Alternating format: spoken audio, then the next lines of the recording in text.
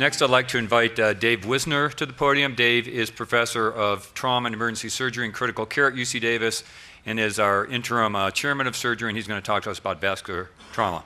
When asked to give this talk, I wanted to make sure that I came up with topics that were of interest to a group of presumably mostly vascular surgeons and then other people who were interested primarily in vascular and not primarily in trauma. So these are the three things that I came up with. Who really does vascular trauma? We actually have some actual data to show you. Some of it might be of interest to you, and I suspect most of you haven't seen it. And then two kind of subjective topics. One, what needs intervention? When you have a patient who has a vascular injury and you're looking at the imaging study, when should you do something about it and when should you just leave the patient alone? I don't have a definitive answer for you, but I've got some ideas. And similarly for the third topic, our endovascular approach is helpful. You've heard a lot about that, I think, so far in the conference. When do you do an endovascular approach? And this talk will be no different in that regard. Again, no definitive answer, but I've got some ideas. So who really does vascular trauma? This is what one study about what trauma surgeons say. So this is a survey sent to trauma medical directors at a lot of different designated trauma centers, and this is a remarkably good response rate for this kind of cold call survey request that you get by email. You can see that the weighting of the responses for level 3, level 2, and level 1 centers is a little bit different. The level 1 centers, for those who don't know, are the big ones. The level 3s are the small ones, and the level 2s are in between.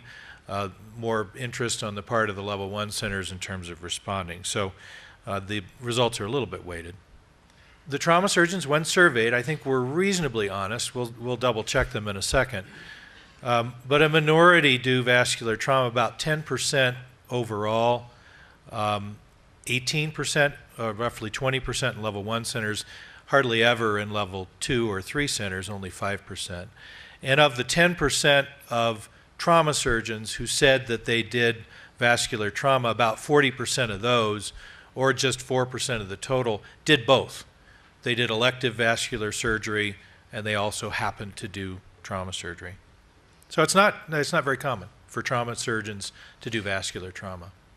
Our center is one of the places where at least most of the vascular trauma historically has been done by trauma surgeons. This is a paper from our center, and it showed that even in a place that's fairly busy, where the trauma surgeons are doing their own vascular trauma, that amounts to roughly 10 cases a year per surgeon.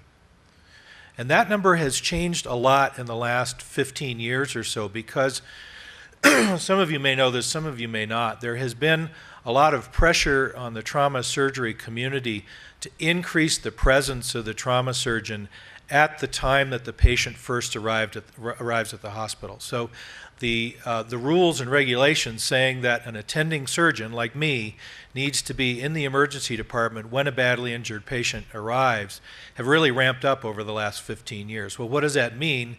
That means that I need to hire more trauma surgeons because they don't want to take that kind of call. It's different when you're sleeping in the hospital and responding immediately to the emergency department, lots of times for things that don't need your attention, as it turns out. You don't know that prospectively, but you figure it out retrospectively.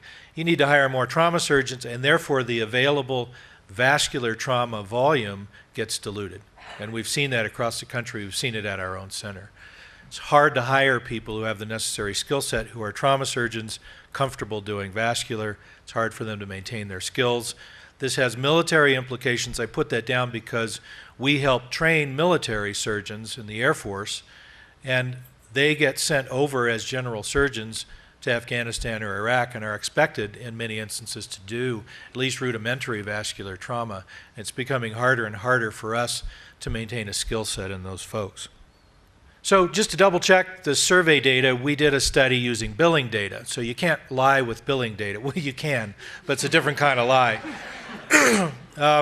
This is a database called the FPSE, or Faculty Practices Solution Center. Our institution submits data to this, and it's just basically downloaded billing data. It's some fascinating stuff because it includes data not just on trauma surgeons, but vascular surgeons, et cetera.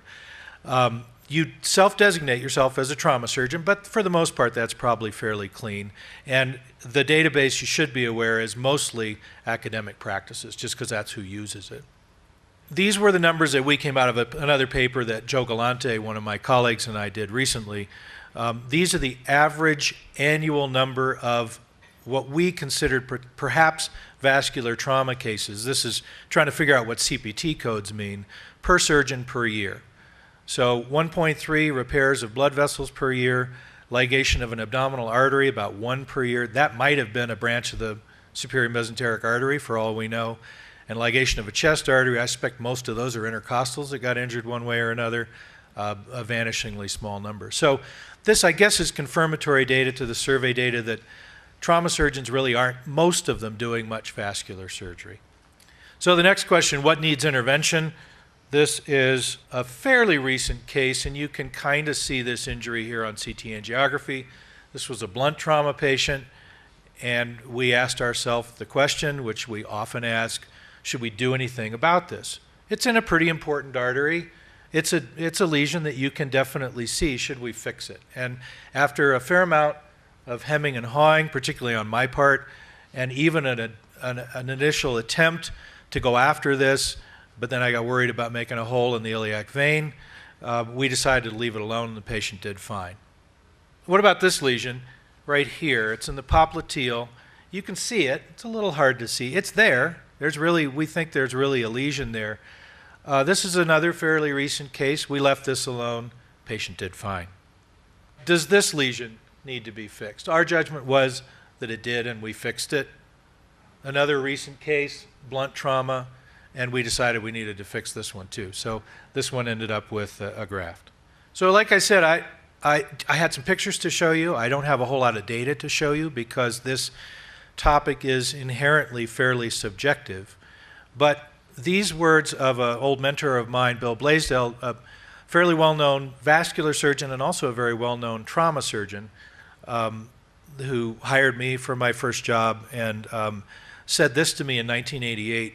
These words have stuck with me ever since he said them to me a long time ago, that if you're trying to decide whether to fix a lesion or not, ask yourself the question of whether or not post-repair they're going to be more thrombogenic than they were pre-repair. And I thought those are really good words to live by, and they've helped me quite a bit over the years since then. So that's about as objective as I'm going to get with you on this topic.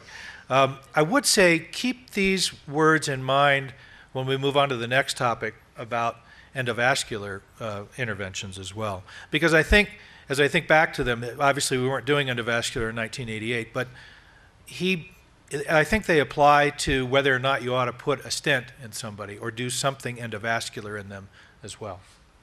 I'm going to talk about a few specific arteries for starters on this topic. What about the carotid? It's actually in some series, it just depends on how hard you look for a blunt carotid injury.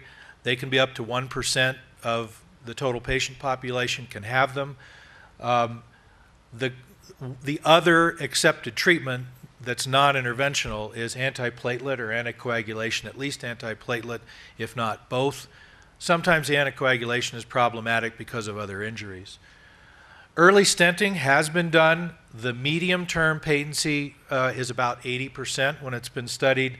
And I think there's a pretty good consensus. This is one area where there is some data. There's a pretty good consensus that an endovascular approach is probably the treatment of choice if it can be done technically for pseudoaneurysms that present on a delayed basis. So that's the patient who has an endovascular lesion that you detect early on, you watch them, and serially over time as you image them, they develop a pseudoaneurysm. It's usually right at the base of the skull, and endovascular treatments have been used for those. And maybe that's the best treatment just because the open approach is so morbid. So there are a couple of examples where you're supposed to say, gee whiz, those are bad. What about the vertebral? Only in South Africa can you come up with 100 vertebral artery injuries, and not surprisingly, they're all penetrating. Just about a third of those total had some sort of radiologic intervention, and their outcomes were good. So their recommendation was, if it's a proximal lesion, and I think this was the conventional wisdom for a long time, If it's a proximal lesion in the proximal vertebral, you should operate on it and ligate. If it's a distal lesion, you should do an endovascular approach. I actually don't agree with that anymore. I think it has to do with whether the patient is stable or unstable in my mind. Stable patient, endovascular is your first approach. If they're unstable, then an open repair, regardless of the location of the injury. And in fact, you're not going to know the location of the injury because you're going to need to operate on them before you get imaging. Then to go ahead and do an open repair. And if you have to, just do whatever you need to fix it. This is one of those examples where you double your real experience. I'm going to tell you 2 times. I have explored the vertebral artery proximally, put in a Fogarty to get to a distal lesion, blown up the balloon, left it in place for a couple of days to stop the bleeding, then let the balloon down with my fingers crossed at the bedside. And when they didn't bleed, I pulled the Fogarty out. And that's worked 2 times. You can ask yourselves if I've really only done it once and was doubling it just to sound impressive, but I've actually done it 2 times. Royce Calhoun, the next speaker whose slides we were trying to foist on you a second ago, is going to give a talk on this topic. This is torn thoracic aorta. I did want to talk about it briefly because this is the area probably so far where endovascular approaches have really taken over. I wanted to show you some data for that Royce may reprise in a minute. 2 studies done of a bunch of trauma centers, 10 years apart, 1997 versus 2007. Pretty good numbers of torn thoracic aortas. We didn't even use CT more than about 1/3 of the time in 1997. Now the diagnosis is made almost always by CT angiography. And look at these stent numbers. And by 2011, I'll bet you this is 85, 90%. I think the only ones we're not doing with an endovascular approach now are the ones who are dying in front of us. Paraplegia rate's better, mortality rate's better. So that's probably here to stay, and that's probably a good thing. Finally, just to talk about some other arteries, this is the best study I could come up with, the best numbers I could come up with from the literature about what we're calling vascular injury. It's a wall graft stent study, 62 patients. But bear in mind that while it's injury, it's 80% of them roughly are iatrogenic injuries, not the kinds of pictures I showed you a little while ago. Good initial success rates, pretty good 1-year patency rates for everything except maybe femoral, but here the numbers are fairly small. I think what this tells me is that for iatrogenic injuries, this is a reasonable approach in some circumstances. I'm not as sure about it for big injuries to big vessels. So conclusions, who does vascular trauma? Only some trauma surgeons do it. It's probably a bimodal distribution. Some trauma surgeons do some. Most trauma surgeons essentially don't do any. Selective intervention is probably appropriate if you're asking yourself the question about whether or not you ought to do something for a vascular trauma lesion. Ask yourself the question about whether or not the patient will be more or less thrombogenic after you're done. And the same question you can ask yourself for endovascular indications or for interventions. There are some selected endovascular indications, for instance, pseudoaneurysms that develop after blunt trauma to the carotid, where that's the way to go. Vertebral, that's probably the way to go. Other lesions we probably don't know yet, but like everything else that you've been talking about for the last couple days, and we'll talk about the rest of today and tomorrow, the indications for endovascular treatment are increasing. Just since I have 1 more minute, I was listening to Dr. Moore's talk at the end of the last session about his concern, and it's probably a concern that a lot of you have about who's going to do open vascular work. It occurred to me as he was talking that maybe one way to regionalize this would be to regionalize it around trauma centers. That trauma centers might be the place where you would have your open vascular expertise housed because A, they would tend to be big places that have a lot of vascular work to do and ergo a lot of open vascular work to do. But also in the context of what I've just been talking about, that's where the vascular trauma is going to go.